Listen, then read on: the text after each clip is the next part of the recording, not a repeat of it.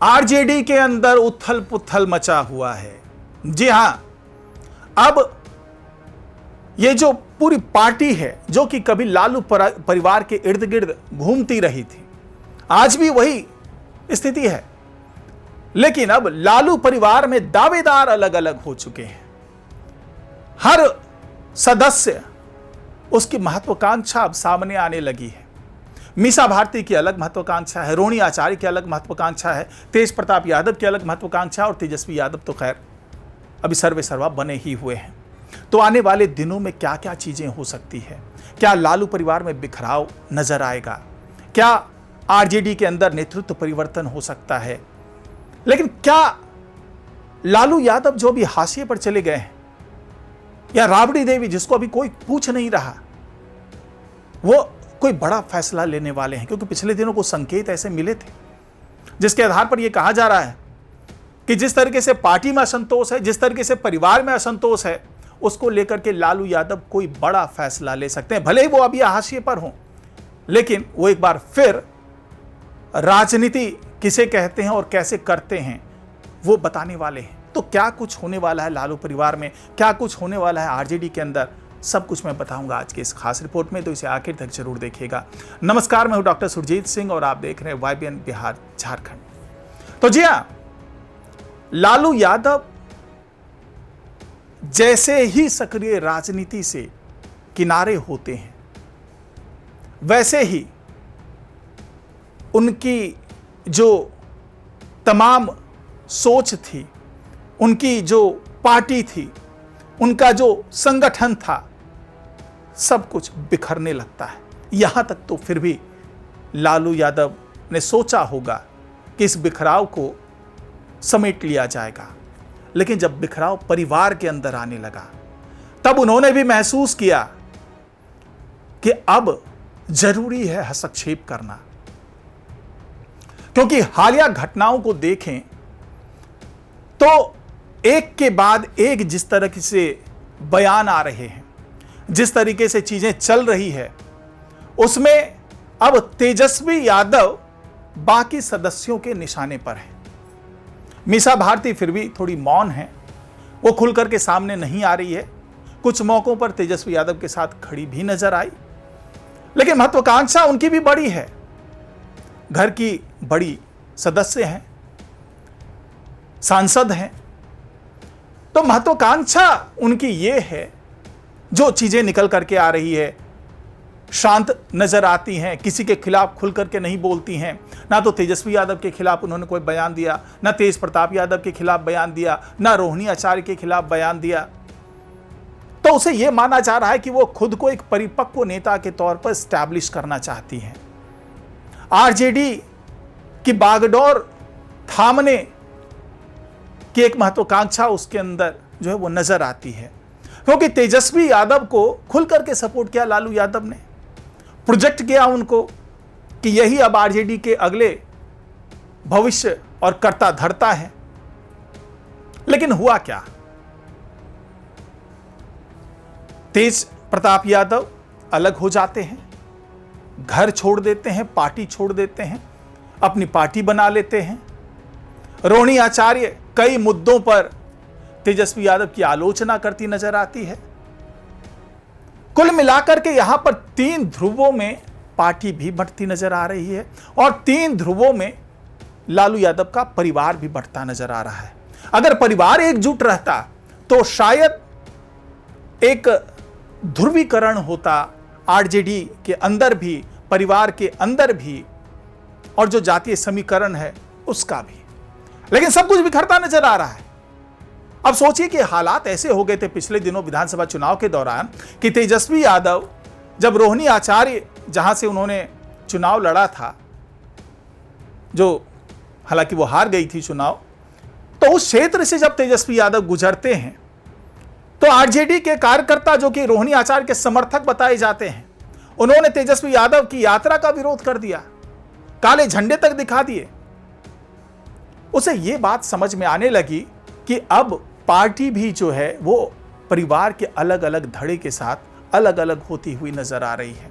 तेज प्रताप यादव ने जिस तरीके से परिवार से बगावत करके जिस तरीके से लालू यादव ने उनको परिवार से बेदखल कर दिया, उसके बाद उन्होंने जिस तरीके से पार्टी बनाई, पार्टी को आगे लेकर के चलने लगे और दावा किया कि इस बार आरजेडी के सामने अपने उम्मीदवार खड़े करेंगे। उसके बाद तेजस्वी यादव जो हैं वो विधानसभा चुनाव के दौरान तेज प्रताप यादव के विधानसभा क्षेत्र पहुंच जाते हैं जहां से वो उम्मीदवार थे।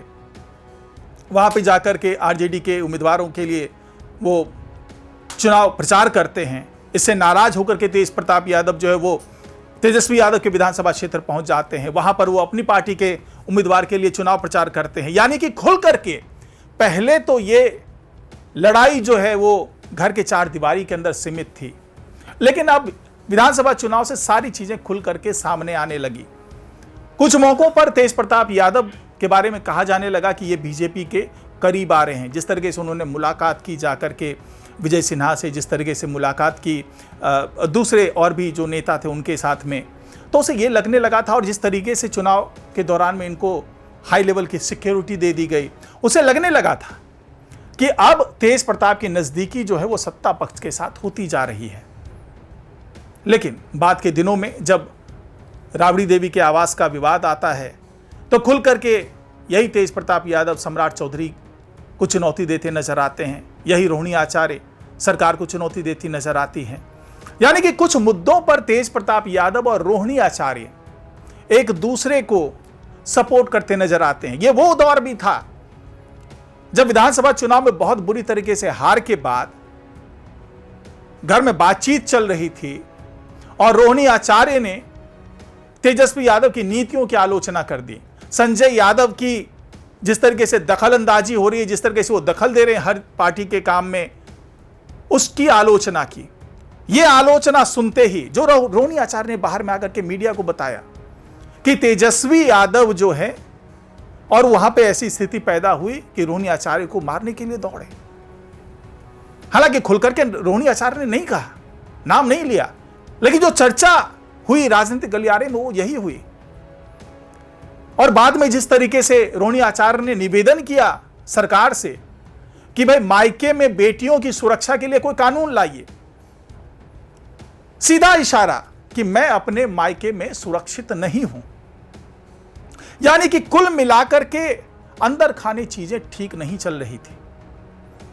अब जो हालिया चीजें हो रही है, जिस तरीके से पार्टी 25 सीटों पर सिमट कर रह गई, उससे असंतोष बहुत ज्यादा बढ़ चुका है। और हाल के दिनों में जिस तरीके से कुछ विधायक बागी तेवर अपना रहे हैं, कुछ विधायक संजय यादव की पैरवी करते नजर आ रहे हैं, तो कुछ लोगों का साफ साफ कहना है कि अब वो बात नहीं रही जो लालू यादव के टाइम में हुआ करती थी। लालू यादव के दरबार में हाजिरी लगाना बहुत आसान था, वहां पहुंचना बहुत आसान था, उन तक अपनी बात पहुंचानी बहुत आसान थी। लेकिन जब से तेजस्वी यादव के हाथ में बागडोर आई है, उनसे मिलना तो दूर, उन तक अपनी बात नहीं पहुंचा पा रहे हैं। यह दर्द है जो आरजेडी के कई नेताओं ने समय समय पर बयां किया है। अब यहां पर एक तरीके से होड़ लग चुकी है कि पार्टी की बागडोर कौन थामेगा। क्या तेजस्वी यादव को लगातार आगे बढ़ाया जाएगा? क्योंकि बीच में जब मकर संक्रांति के मौके पर दही चूड़ा का भोज करते हैं तेज प्रताप यादव, तो उस भोज में खुद लालू यादव भी पहुंचते हैं और वहां पर मीडिया से बात करते हुए लालू यादव ये कह जाते हैं कि तेज प्रताप यादव अब वापस परिवार में आएंगे, वापस पार्टी में आएंगे। और कई मौकों पर देखा भी गया, तेज प्रताप यादव कई मौकों पर अपने घर गए हैं, अपनी मां से मिले हैं, अपने पिता से मिले हैं और परिवार के दूसरे सदस्यों से मिले हैं। तेजस्वी यादव के बेटे से मुलाकात की, उनको खिलाया। तो ऐसा लगने लगा कि तेज प्रताप यादव की अब वापसी हो जाएगी। लेकिन जो कांटा बन रहे हैं सब चीजों के बीच में, वो संजय यादव बनते हुए नजर आ रहे हैं। यही वजह है कि एक जयचंद के कारण जो उपमा देते हैं संजय यादव को तेज प्रताप यादव, अब रोहिणी आचार्य भी खुल करके बोल रही है, तो केवल संजय यादव के कारण जो है वो पूरा परिवार बढ़ता हुआ नजर आ रहा है।